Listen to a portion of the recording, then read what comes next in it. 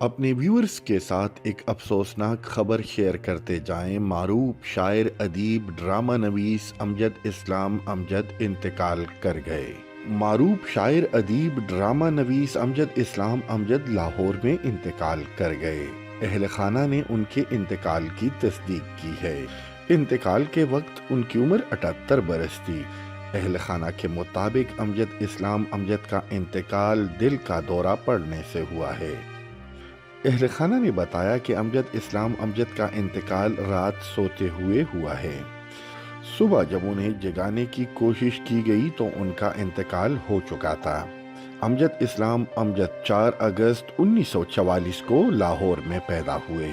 مرحوم امجد اسلام امجد نے 1967 میں پنجاب یونیورسٹی سے ایم اے اردو کیا۔ 1968 تا 1975 MAO کالج لاہور کے شعبہ اردو میں استاد رہے۔ اگست 1975 میں پنجاب آرٹس کونسل کے ڈپٹی ڈائریکٹر مقرر ہوئے۔ 90 کی دہائی میں امجد اسلام امجد کی خدمات دوبارہ محکمہ تعلیم کے سپرد کی گئی اور وہ دوبارہ MAO کالج میں ہی شعبہ تدریس سے منسلک ہو گئے۔ امجد اسلام امجد نے بطور ڈائریکٹر چلڈرن کمپلیکس بھی ذمہ داری نبھائی۔ امجد اسلام امجد نے شاعر، ڈرامہ نگار اور نقاد کی حیثیت سے شہرت حاصل کی۔